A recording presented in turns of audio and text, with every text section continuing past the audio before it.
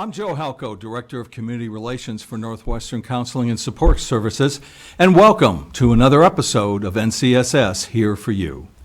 Each month on this program, we discuss a human services topic, and we do that with staff from one of our 4 direct service divisions. Our 4 service divisions are Behavioral Health Services, Children, Youth, and Family Services, Developmental Services, and Psychiatry and Nursing. And on occasion, we have guests from organizations that NCSS collaborates with throughout the year. This month's episode is titled The Soar Learning Center.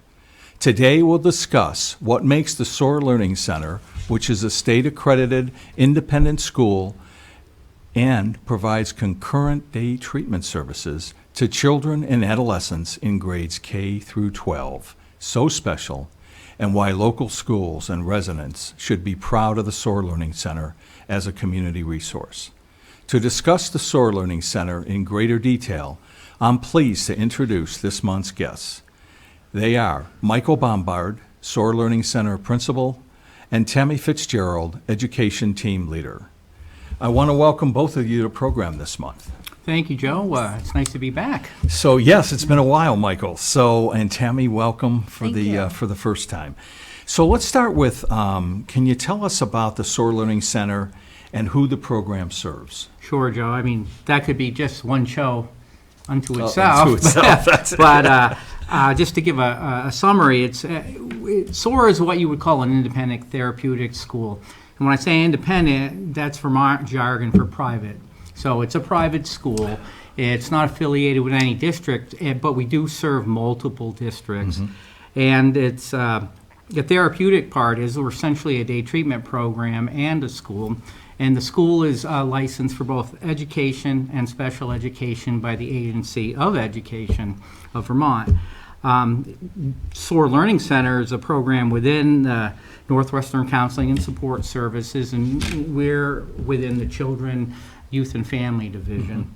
Mm-hmm. We serve students who generally have some challenges being successful in their public schools, and so those schools may send those kids to SOAR Learning Center, and we serve kids in grades K through 12, and we provide general education, special education, school-based counseling services, and behavioral planning and intervention.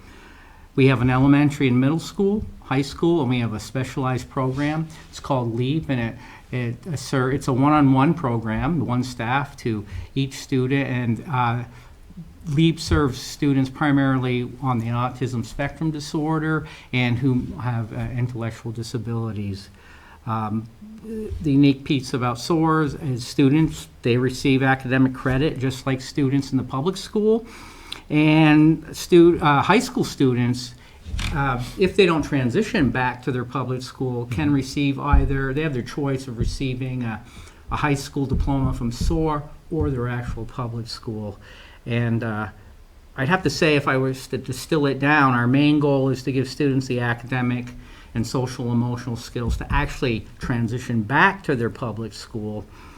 We want to make sure that they're well equipped to go back and be successful, mm-hmm. whether it's a school in Franklin County, Chittenden County, Lamoille County, and we serve students from multiple counties.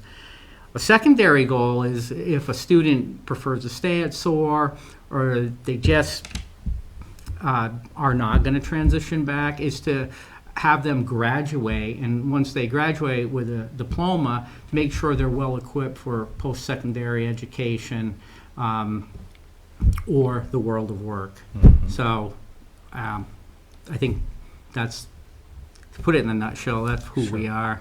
Sure. Okay, so let's talk about last year. I know it was very difficult to find openings for students at therapeutic schools, not just locally, but throughout the state. Are there available openings at the SOAR Learning Center for the 23-24 school year that's about to Absolutely. we're about to embark on? Absolutely, and you're right, it was difficult to serve students last year across the state. Therapeutic schools, many of them did not take any new admissions. That was primarily due to staff shortages. We see that on the there's a little uptick in that now. We're fully staffed, but we're always looking for new staff. We have open staff positions, particularly for behavioral interventionists, but we do have openings in all our grades.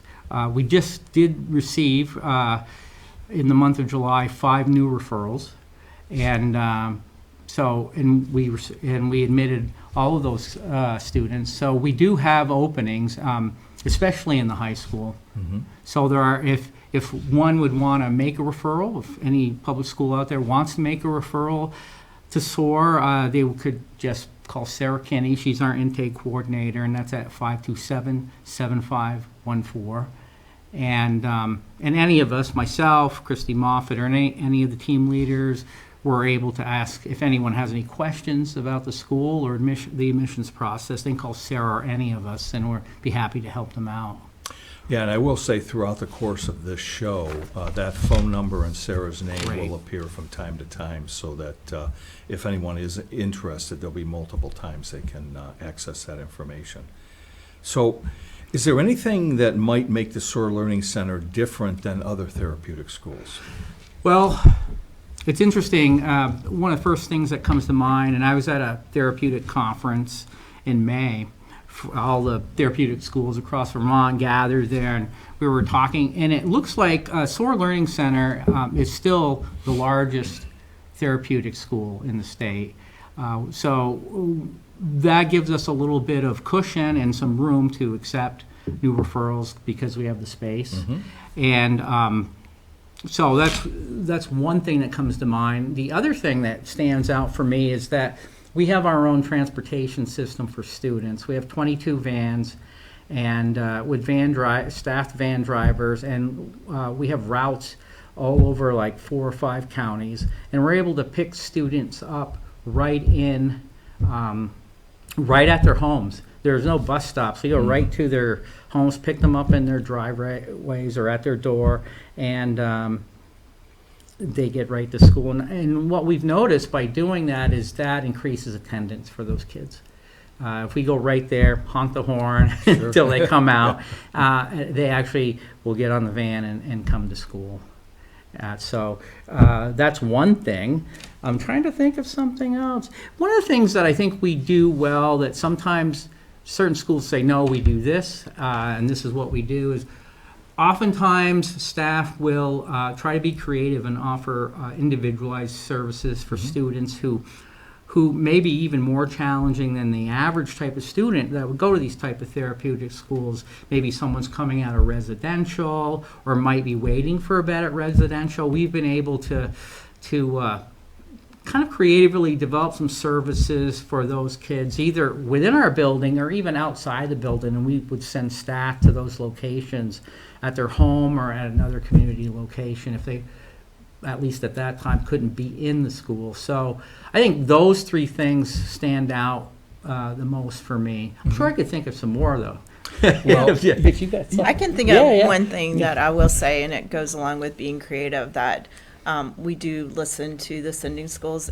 The LEAs are who we have contact with, and we're always open to hearing their needs and trying to find a way to provide those services for the needs that they have in their community as well. Let's go back to transportation for a moment. Sure. You did mention the fact of picking them up in the morning. I think it's just as important what happens at the end of the day, so that in They other have to words, walk home. but so it really shows the full wraparound Absolutely. services that you provide Right. each and every day. Right, and in addition to that, for example, we have this program called the backpack program, and when speaking of vans, and if a student might need a little extra food for home, for themselves, or maybe to share with their family, we give these kids backpacks, fill them with food, and then they bring them on the vans to go home, and they can share with their brothers and sisters or whoever they would like. But it's just a way, if there are issues of food insecurity, those kids are able to use the vans to bring food home. That's terrific. So let's review the educational opportunities that the Soar Learning Center provides. Okay. Well, Tammy could speak in more detail, but What I can say is that we provide students with all the educational opportunities that a public school may provide, including special education services to those students based on their individual education plan. And all the academic content can be differentiated based on maybe their reading level or what they sort of rate in math. So we can do that. They have access to music classes, art classes, physical education classes, and in the high school, we have math, science, language arts, and social studies, and all the variety of classes that occur within those categories. So everything a public school student may have access to, we work really hard to make sure our students have access to those same courses. And not that we can't differentiate or be creative with classes, but we want to make sure they have traditional classes too, because again, getting back to our goal, we do want to send kids back to their public schools. So we want them to be equipped to learn what they're going to be learning when they go back to public school. And Tammy, do you have anything to add about that? Yeah, I concur with what Michael said. I think the one goal that we do really well or help the students with is having them be successful, both academically, socially, and behaviorally. I would say the majority of our students that we do get as referrals and accept into our school haven't been successful, especially in the academic part of it. We are really good at working with students and being able to individualize for them in a way that they are successful and then feel like they can take a chance to kind of move forward in their academics. And that could mean answering questions aloud, or participating in a class versus having to leave the classroom because they're not comfortable with the materials that's being held. But because it is our goal to get them back to the public school, we owe them the ability to have those same classes, that they would emulate those classes for when they do return to their public school. So I think that's part of a really good thing that we do. I can give you some examples of things that I think we do really well and give students the opportunity. Michael mentioned the LEAP program. That program capitalizes on everyday occurrences. So like we try to give them and emulate things in their life that they'll come across every day, such as grocery shopping, cooking. One thing that we utilize really well is the grocery shopping. We allow them to, have a budget. They have to go to the grocery store. They pick a menu that they want to follow. And then they have to be within their budgets. They have to estimate how much something's going to cost. That also incorporates the sales tax percentages. So a lot goes into them coming up with a recipe. And then, today's modern, I would say, like with the air fryer or the Instapot, all of those things, we give the students an opportunity to be able to use those appliances today. Because, again, it's something that we want them to be able to take away when they leave SOAR, so they'll have those skills to be able to produce meals for themselves and things like that. Yeah, it's very important if those students, once they leave SOAR and maybe living independently, have all those skills. Sure, absolutely. In the high school, we do the traditional academics, but we also get really creative around how we do those. Our high school math class has for the last 5 years been involved in the stock market game. Yes. And so that game, it gives them a specific amount of money. It's a simulation, but they actually get to buy stocks, bonds, or mutual funds. Then they follow the current events that are happening in the world and understand how that affects the stock market, which is great. And they're very into it. For the last 2 years, we've won. SOAR has actually won for the 2021-22 school year, 22-23 school year. So that's something really to be proud of. And our students have won on an individual wise. So we can win as a whole. And then our students have been in the top 10 for both years running as well. And that's statewide. And I was just Yeah. going to say, that there's a lot of competition there. It's not like it's just 3 schools competing. Yeah, or- so it's interesting because the students will start out as just purchasing things that they like, right? And then they realize, oh, like maybe that's not the way that I need to go. So it's interesting to see and watch their focus kind of change. We do have a farm to table program, and the reason why we developed that program is because when we ask students, like, where did your food come from? You know, we usually get answers like the grocery store or fast food restaurants. So we like them to be aware of like how does food happen?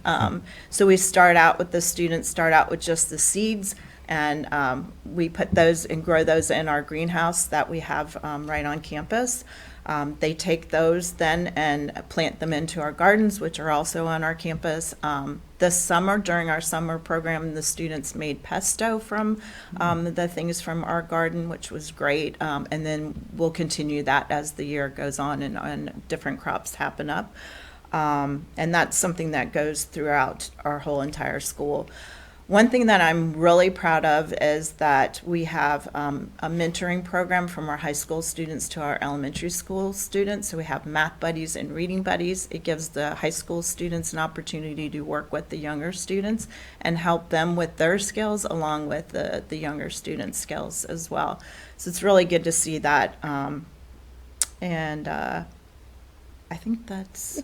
Yeah. That's a lot. It's a lot of- I probably spoke too much, but No, not at all. I think it's important to note the diverse nature of what the school offers in a variety of areas, so. Yeah, and I think our staff, we're so lucky to have them because they're so creative in finding ways to be able to help kids. And again, I love to see them be successful. And again, keeping in mind that we always want to transition them back, and having them to have that confidence to be able to go back to their sending school is really good. So we are fortunate in the sense that we can be really creative around ways to get students and capture them. Yeah, it's terrific. So what therapeutic and clinical services are provided at the Soar Learning Center? Well, all of these services are embedded in our school day. Students have immediate access to all of those services. We provide traditional individual and group counseling, but we also provide substance abuse counseling by a licensed substance abuse counselor, and we have some maybe unique therapies. Like I know a counselor who does music therapy with students. We have art therapy. We also have a psychiatric nurse on site who can provide medication administration, education, and management for students who have to take their medication during the school day. And they also have access to psychiatry. Because of our affiliation with NCSS, Sure. we have access to psychiatry, and we can provide on-site crisis interventions for students who are maybe having a hard time that day. Responsive crisis team comes down and does an evaluation, but the student is also in the presence of familiar staff as well. So during the evaluation, they can have support from the staff that they work with day to day. Yeah. Homeschool coordination is another big aspect, and that's within our clinical team. And these folks are what people might look at them and say, oh, they're case managers, but they're out of school. They connect students and families with any services they might need within the school, but outside the school as well. They help them get to medical appointments. They help them access resources within the community. If they need legal services, they can arrange that. They communicate between the family, Soar Learning Center, and the public school and make sure everyone's on the same page and everyone knows what's going on with the student. So that's just a little bit of what we provide for clinical services. We also have a consultant that we use once a month regarding any kind of trauma-informed services. A number of our kids may have experienced trauma throughout their lives, so we want to make sure we're doing the right things in terms of trauma intervention, so we access a consultant to maybe provide some case oversight for some particular students for our clinicians and homeschool coordinators. One thing that I would like to, I want to also mention is that we do, and we've been lucky, we've actually had some very high quality counseling interns work for SOAR over the past few years, and at least 2 of them have actually taken jobs with us at one time or another. So if anyone's looking for a really good internship, and give us a call, I'm happy to set that up. What number do they call? 527-7514. Okay, great. So let's. Is that the right number? I believe it is, Yes. Michael, but if you're not certain. So would you explain the array of behavioral services that are available to students at the Soar Learning Center? Sure. A number of students are referred to SOAR because on the outside, it's their behavior that actually provides a barrier for them to access their education. And I think for me, and I've been at SOAR for a number of years, is that the behavior interventionists, or BIs, if you will, they're the backbone of the school. They build relationships with students. They make sure the students are following their behavior plan. They work with students to develop both the behavioral, but also maybe the social emotional skills that they need to manage situations. A good percentage of our students have a difficulty managing their anger. So working with students on other ways to handle a situation in class or outside of class. BIs do a very good job of working with kids individually. I think the most important thing they do in order to do that is they develop really good, solid relationships with each student. And they also are able to provide assistance with academics as well, either in class or in the Student Support Center. Their primary job is to ensure that any kind of disruption is managed in classrooms so the teacher can continue to teach, and there's no sort of interruption to a child's learning. And if a child has to leave a class and go to the Student Support Center, they're able to continue with their academics in there. Or they may need some time to maybe blow off some steam, talk to some people, calm down, and then get back to class. Our goal, anytime a student goes to Student Support Center, is have them manage whatever emotion or issue they're dealing with successfully and then return to class. We want to see an increase in their class time over the school year. So we have a school-wide behavior plan for students who show increase in behavior. There's lots of positive reinforcements. We have a program called, it's the STEP program, and they move through different sequences of step 2, 3, 4, 5, and they have access to a variety of increasing privileges as they show responsibility and are able to manage their behaviors well enough to say, okay, we trust that you can do this now, and actually they feel really good about themselves when they get to those levels, because it's like, it may be like, oh, I can walk down to the store by myself, or I can go out to lunch with the staff, because people feel that I can manage myself in a restaurant even if something I don't like comes up. So really the BIs and their work within the school-wide behavior plan, as well as individual student behavior plans, really, really important work. Yeah, a very critical element, and another thing that really differentiates Soar Learning Center. Yeah, in the BI, we have at least 1 or 2 BIs in every classroom, and oftentimes, and a student could even have a one-to-one BI working with them if they need that. So let's talk about new programming that is being added for the new school year.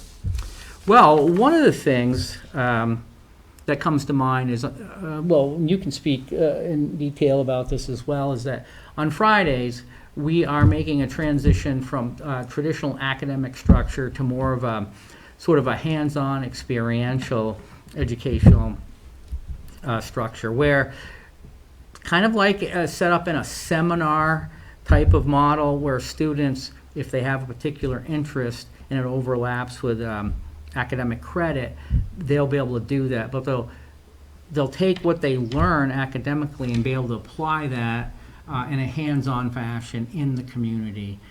For example, if you're interested in music production, for example, you want to get into the music business, we have relationships with music production studios in Chittenden County and in, I believe, Fairfield, where students can go up there, see how that's done, work with that individual, ask questions. They would maybe have academic classes, learn about the whole, and then they would go and bring that into the community. Tammy, do you have any other examples that? Yeah. So one thing we're looking forward to is having our own theater and production class. And again, this is going to be school-wide, so it'll be a mix of K through 12 students. We're really looking forward to putting on our own plays. And it's something that we have embedded in the school day already on a smaller version where they read plays and things like that. But we've noticed that there's a lot of interest in that area. Also, cultural studies is something that we're wanting to get into. We also talked a little bit about having some team sports. So again, sometimes our students struggle with sportsmanship, and it's hard. I mean, it's hard for all of us. It's hard for me when I lose. So we want to kind of incorporate some things that they're, like the sending schools have these after-school programs. So we want to kind of emulate that on our Fridays to be able to get them a place to sort of be able to still be involved in the community in a way that's different than in the traditional weekday. Yeah. So we're really looking forward to that, getting back into our yearbook. We used to do yearbooks every year, and that was something that students really enjoyed as well. So And that transition to this seminar type model, what we call it community learning. A couple of things there, like I'm excited about getting back to the yearbook because, say on Friday, if the traditional journalism class, you might stay in class, learn about journalism, maybe do a few articles. For me, I hope it becomes students that are interested in writing or photography, go out, take maybe interview students, staff, take photos of our community events, or maybe even go into the community and interview people at a particular job or a different event, write about it, have photos, and just because that would be hands-on. It's how a real journalist would go out there and do that. And for us, it serves a dual purpose of the yearbook, but also our newsletter. And I was hoping that we could actually submit some articles to the Messenger, the county courier at one point. Like I remember one of our students, after taking a journalism class, wrote an editorial that got published in the Messenger. This was some years ago. She had interest in dogs and sort of how dogs are abused and how sort of they're left alone and like in these rescue shelters. And she did a really nice job doing it. And so I want to, if whatever motivates their interest, whatever sparks their intellectual curiosity, we want to promote that. And then another side benefit to this is that staff and students will be working together. Like like maybe you're not a teacher, but you're a BI or special educator or administrator. You'll be in one of these groups, and because you share that interest with the student, and then through that, you'll develop a really strong, it's a way to build relationships among staff and students. It takes them out of their normal roles and puts them in a role where they're working together for a common goal. Yeah, that sounds really, really good. Yeah. So that'll be a nice change this upcoming school year. yes, it'll give something for the students to really look forward to. You know, I think, again, learning in a different way is always really helpful for these kiddos. And I don't mean to take too long on this topic, Joe, but a couple of other new programming items that I'd like to just talk about briefly. Is there seems to, since COVID, there have been a couple of things I've noticed, not just in our school, but in other schools or even the community. And that's like there's one of those problems is the increase in truancy. Students not coming to school, students just out there. Sometimes you can see students hanging out at various spots during the school day. In St. Albans and in other towns, and that is something that we are going to at least attempt to address this year for our students. Is do some assertive outreach, try to develop ways to decrease truancy among our students. Because to be successful in school or any endeavor in life, you have to show up. Yeah. And Right. it sort of convince them and motivate them that there is a reason that will positively impact their life if they show up. And we just want to find what it is that hooks them into that, and hopefully keep them in school longer. Yeah, that whole engagement thing and about nothing's going to happen if you don't show up. That's right. And that's going to be in life, so they've got to learn it, hopefully, Right, and at a younger age Yeah. as well. And if they don't acquire certain skills, once they're old enough to enter the world of work, they'll be ill-equipped to manage jobs. Yeah.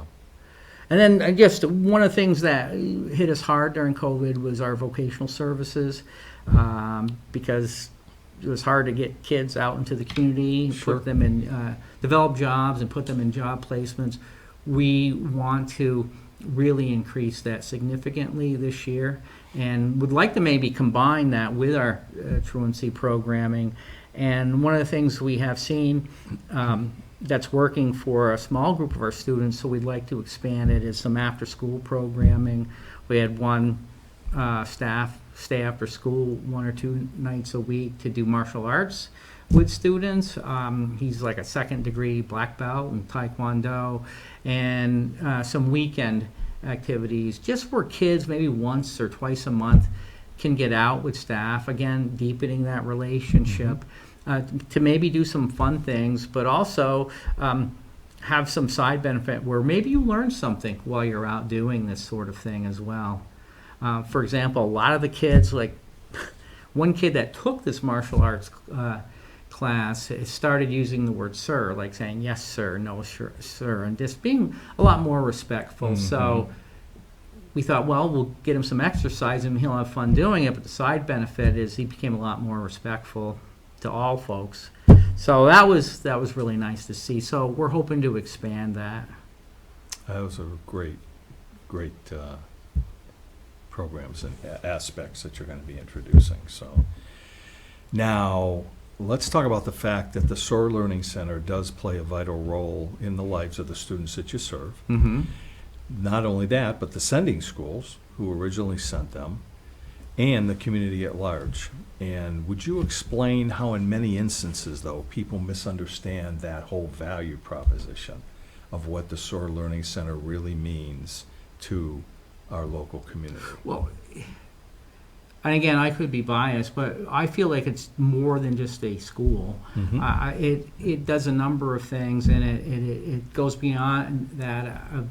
For example, in terms of we're part of the community, so we want to help our community, and we want to send students out into the community to be helpful. That's why I'm a big believer and would like to, again, increase our service learning projects where you learn about something in class and then you engage in a project in the community that actually adds value to your community and might help others in your community. For example, we used to, in the summer and maybe and throughout other parts of the year, I remember, just as an example, we built bridges on the trails and improved the trails up at Hardack. Yes, For people remember that wanted to use those.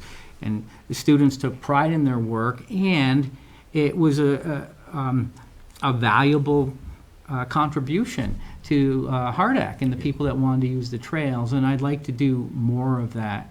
In terms of our relationship with public schools, I just want to be seen as like if it's a program, or like I want to just be right down the hall where they can, this is like, we're not like out there or out of your district, we're just a partner that you can walk down the hall and say, hey, we need a service, or we could use your help, and I want to be there for them for that. And again, I would say, if I could distill it down, is SOAR is kind of a one-stop shop. It's for example, we might provide students with food for breakfast, snack, lunch, send food home with them. We pick them up. If they need to be connected to services outside of school, we will do that. If there are things that we need to do that aren't anticipated by the families or students, for example, I remember when the Missisquoi River got flooded, And I think this was I can't remember when that was, but maybe a couple of years ago there was and a lot of our families got stranded and weren't able to make it out of there, or their homes got flooded. I had staff off hours pack up food, games for the kids, anything that families needed, and managed to get their way to their house to provide that for them. During COVID, if a student struggled with the online learning, we delivered hard copy packets all over the county for those students that needed that. Whatever, like if a student needs something to help them in their family life or at school, we work really hard to try to acquire that for them. So I think the misunderstanding maybe is like, well, you just take care of kids who, they're angry, they're mad, they cause problems in society. But that's not it. Most of those students are quite good kids. They're doing something that has worked for them, their lives. It got something for them. They've learned if I act this way, this gets me this. And our job is to teach them other ways they can get what they want without acting in a way that gets them in trouble, or a school may not want them there. We want them to learn what they need to do to be successful, whether that's in school or with their families or in life or on the job. So we're one-stop shop and provide an array of services. And if it's something we don't provide, we'll probably consider how to provide it if a student needs it. And so I think one of the things that a number of staff I work with, they'll go out of their way. They don't even have to be asked to do it. They'll just say, hey, so-and-so student needs this. Can we provide it? They're heading out to their house, or even providing their families with help. I don't know, Tammy, what do you think? Yeah, I mean, I would say that community-wise, just to give you some examples, even the community around our school, I think in the past have had a thought of what our school was about. And then the last few years, we've made connections with the community, which has been great. Again, the math buddies with the elementary schools built birdhouses and took them to the neighborhood. So if you come into the school, if you look around the neighborhood, you'll see they're hanging in the trees. We knew one of the neighbors was a military person, and so one of the students painted it red, white, and blue and put the flag on it, and he proudly hung it up, wrote a thank you note to the students that made it. And I think that's really made a difference as far as like being able to feel like even just part of our small community. Sure. And we've talked about, doing some special things throughout the year for just the people within our community so that they understand what we're about. And I think that's what Michael was hitting on. I think sometimes people get an idea of what our school is, but have no idea what it is. And another way that we sort of reach out to the community is we have a showcase, and that students show their talent, and it's so wonderful to be able to see that, and the community is welcome to that as well. We do have a lot of our sending school representatives show up for that, and it's just really amazing, and amazing for them to be able to see that these students that they had a perception of is a totally different person on stage. So yeah, that's one of my favorite events, because students that are shy or anxious about going on stage with staff support are able to do it. And I think it's really important for all the students, at least once in their life, to be able to hear people clapping for them.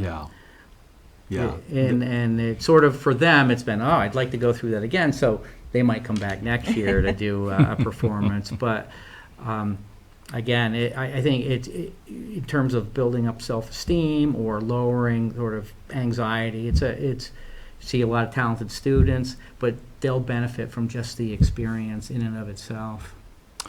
Yes, without question, a terrific program that you have. Thank you. I want to just close with repeating a couple of things that you both said. And, first and foremost, that for the upcoming school year, you do have open enrollment. Yes. So, especially in the high school years. A lot of new programming that's going to be starting this September, which is very exciting for the students and the staff as well, I believe. Yes, you're right. And you also have, really some interesting opportunities for potential staff who might be interested in getting involved in the Soar Learning Center Right. as well. So, Absolutely. If there are people that like what they hear and want to sort of try giving back, helping some kids, give us a call. We would love to talk to you. And again, when we talk about the community this year, Joe, and other things, one of the things we do want to promote that's not necessarily new, but we want to take it to another level is volunteerism. We would like kids to learn about what you need to do to give back to your community and not necessarily get something in return like money or Yeah, something like that. right. But spend some time in an area that might be meaningful to you. Say it's animal rescue or it's Humane Society or Martha's Kitchen, and we would like to have students provide some volunteer hours there because that's a great learning experience as well. What they would take away from Absolutely that is. is probably immeasurable. yeah, absolutely. And what a great way to end talking about volunteerism.